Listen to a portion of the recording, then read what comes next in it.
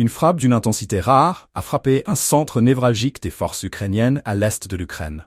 Une opération ciblée et dévastatrice menée par l'armée russe a anéanti un site stratégique des troupes ukrainiennes dans la région de Kurakovo.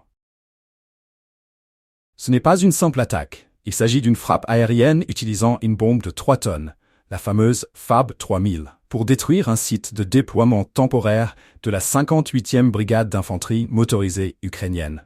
Un acte militaire qui pourrait bien marquer un tournant dans le conflit. Restez avec nous pour comprendre en détail ce qui s'est passé et les répercussions possibles d'un tel événement. Et n'oubliez pas de vous abonner pour ne rien manquer de nos prochains reportages. Question du jour. Jusqu'où ira cette escalade des moyens militaires dans ce conflit?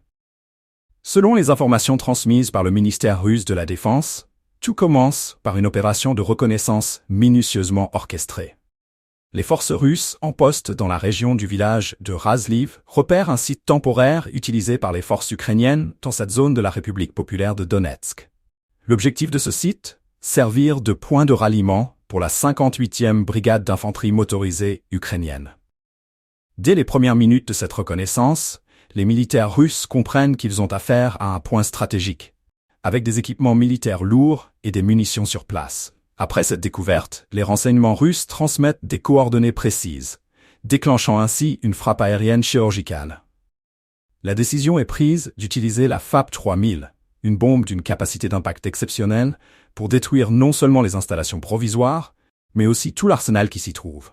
Il ne s'agit pas d'une frappe ordinaire. Cette bombe est spécialement conçue pour causer des dégâts massifs, ce qui en fait une arme redoutée dans le conflit actuel.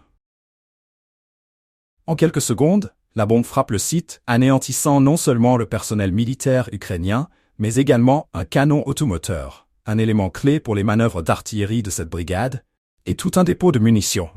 L'utilisation de la FAB 3000 témoigne de l'intensification des moyens utilisés par la Russie dans ce conflit.